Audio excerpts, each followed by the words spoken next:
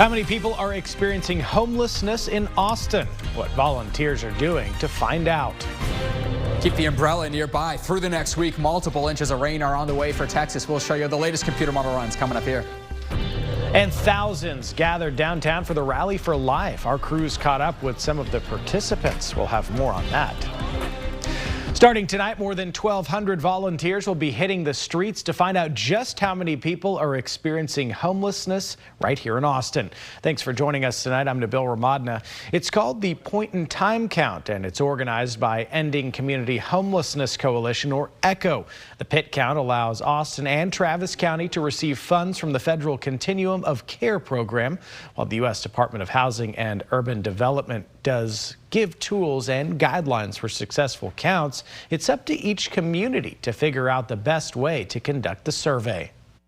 It's also just one of the key ways that we gather data about our unhoused neighbors, where they are, the resources they need, and where it is that we should be funneling money. While tracking how many, the volunteers also hand out thousands of care kits with items like socks, basic hygiene needs, snacks, and other essentials. ECHO told us Friday they are still in need of about 400 volunteers. Coming up tonight at 10 p.m., our Grace Reader will have more on what to expect from the count and what it means for the city. First warning weather with meteorologist Tommy House. Hey, hope you all had a great day today. Here's downtown Austin from our Austonian weather camera. We had increasing clouds throughout the afternoon hours, and today a little bit on the cooler side. Winds are out of the south at about 5 to 10 miles per hour. 57 downtown. Winds are light and variable out of the south. Humidity at 67%. Much more of a moist air mass is building in compared to yesterday. No wind chill at all. Hill country temps out toward the 60s for Gillespie County, up toward Mason and San Saba. 55 in Lampasas County. Our metro communities in the 50s and some 60s down toward San Marcos and Kyle. 58 at the airport, 56 in Pflugerville. East of I-35, some 50s and upper 50s toward places like Rockdale and Cameron. Thorndale at 57. Rain chances returning tomorrow, so out the door, especially during the morning hours, grab that umbrella and rain jacket. Should see rain chances begin to diminish through the afternoon and evening hours, but more rain is on the way through the midweek. Here's what I'm tracking. Rainy Sunday, temperatures returning to the 70s for multiple days, and how much rain is expected? Multiple inches for Central Texas. I'll share the latest rain total map coming up in just a bit. All right, thank you, Tommy. Crowds gathered around the Capitol today for the annual Texas Rally for Life, an event which draws thousands of people downtown. Now, the rally is held for those who oppose pregnancy terminations and seek to educate people about alternatives, according to organizers. This year's event featured Senator John Cornyn as a featured speaker. Some attendees said it was nice to see some people out for the cause. It's really important that we're all here together. Like, it's nice to have your just talking one-on-one, but to really make a statement, to have obviously crowds of people, and it was even more when we first started, to actually be here to show that the state does support life. Now, we did reach out to some abortion rights groups as well. We're waiting to hear back from them. We'll let you know once we do. Texas abortion regulations have been the center of lawsuits highlighting women who said they were denied medically necessary abortions as a result of the legislation. And earlier this week, Lieutenant Governor Dan Patrick said lawmakers should clarify the state's current laws to protect expectant mothers whose lives are at risk during pregnancy. In a move some are suggesting violates federal oversight laws, the new presidential administration fired at least a dozen independent inspector generals. AP reports that 2 people familiar with the move said it happened last night, and while neither confirmed the exact number, one email from a fired inspector said roughly 17 inspector generals had been removed. Inspector generals are meant to investigate claims about mismanagement, fraud, or abuses of power reported inside an agency. These dismissals may be against the law, however, as Congress requires that the White House give them a 30-day notice and substantive reasons as to why an inspector general being removed.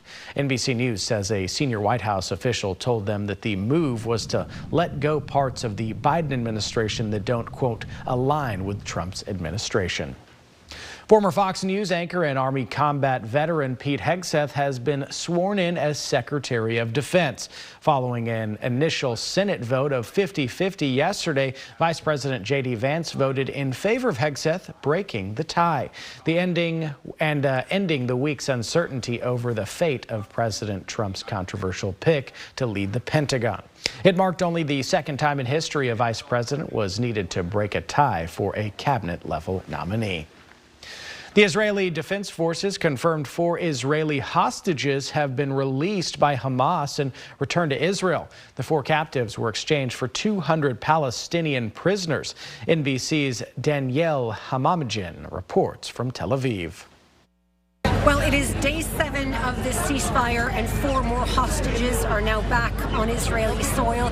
Earlier this morning, we saw a large presence of Hamas fighters gathered in Gaza City. Clearly a show of force, despite Israeli claims that thousands and thousands of Hamas operatives have been killed over the course of this war. The 4 hostages, all 4 of them IDF female soldiers, were seen coming out of Hamas vehicles. They were wearing what appeared to be military uniforms. They were taken on a stage where they were seen waving to the crowds, at times even smiling. Certainly at a distance they appeared well.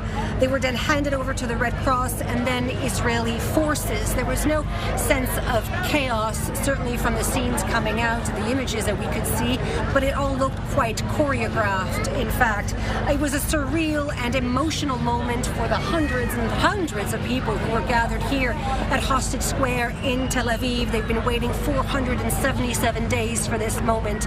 The 4 women released are Daniela Gilboa, Naama Levy, Karina Ariev, and Liri Elbag. All 4 were part of a surveillance unit at the Nahalaz military base. Their job was to monitor the border, the Gaza border.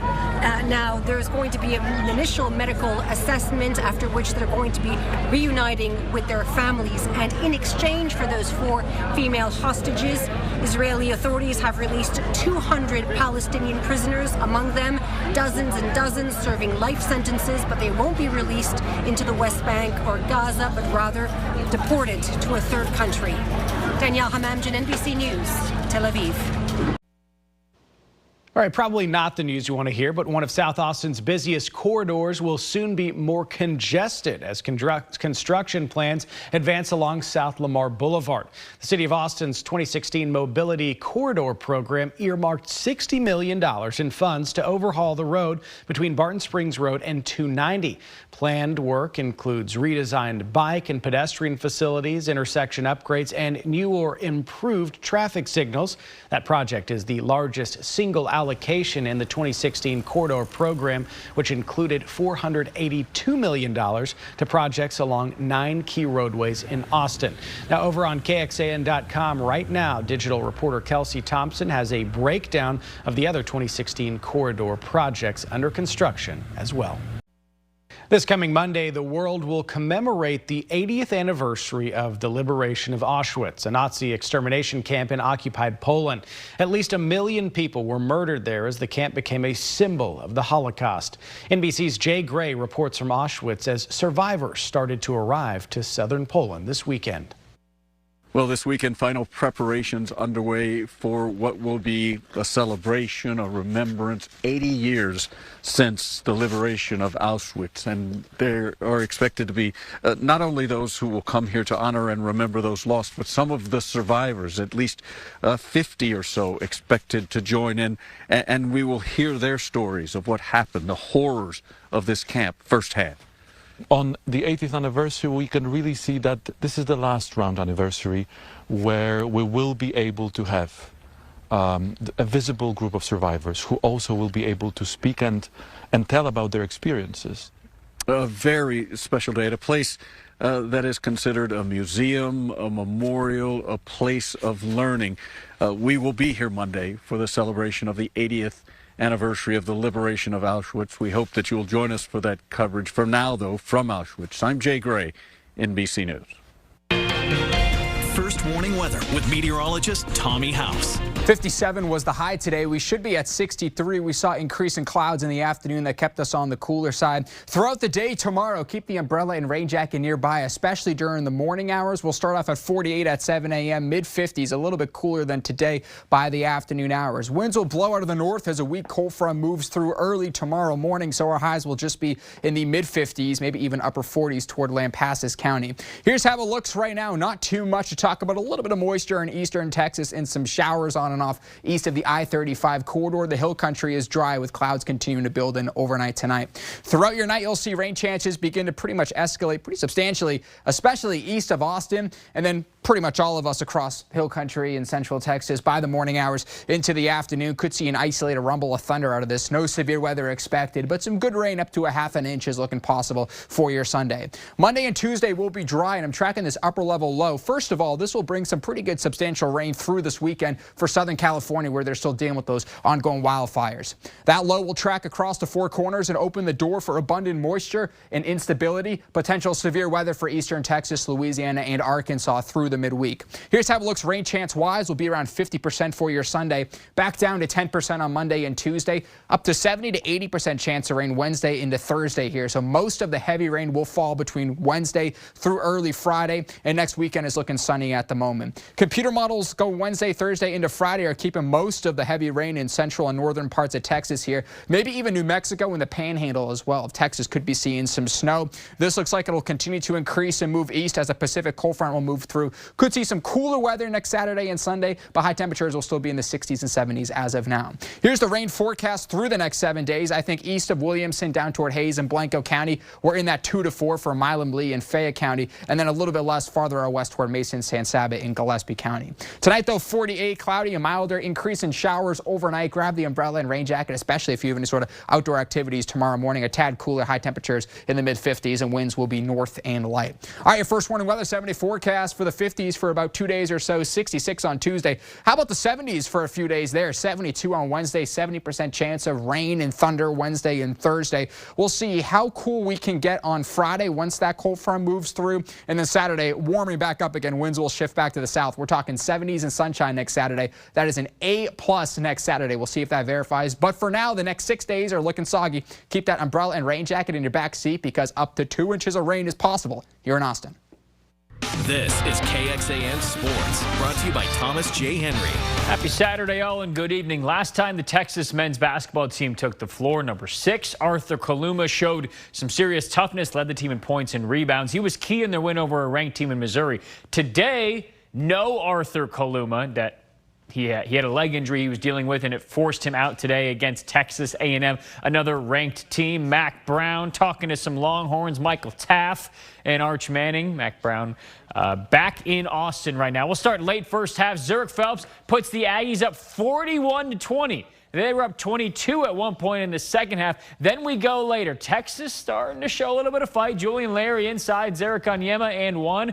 Cut it to 11. 6-point game now with 8 minutes left. Crowd into it. Late in the shot clock, Wade Taylor is a lot of fun to watch, especially if you're not rooting against him. Knocks down the 3. They're up 9 at that point. Then 7-point game, 2 minutes left. Trey Johnson was unbelievable in this one. They were looking for the freshman every time down the floor, but A&M kept scoring. Now a 6-point game with about 90 seconds left. Tremont Mark, somebody else scores. He gets the bucket. Then, after a stop, Johnson, another 3, part of his game-high 30, a 1-point game after that. Then on the defensive end, Texas needs another stop, and it's one of the smaller guys, Julian Larry, with a big block. They can finally take a breath and congratulate Johnson on that big bucket. So a chance to win. Of course, Rodney Terry says they drew up this play for Trey Johnson, but A&M was focused on him, so it's Tremont Mark inside. The lefty gets the lane on the left side, lays it in. They take the lead. Wade Taylor, man, watch this.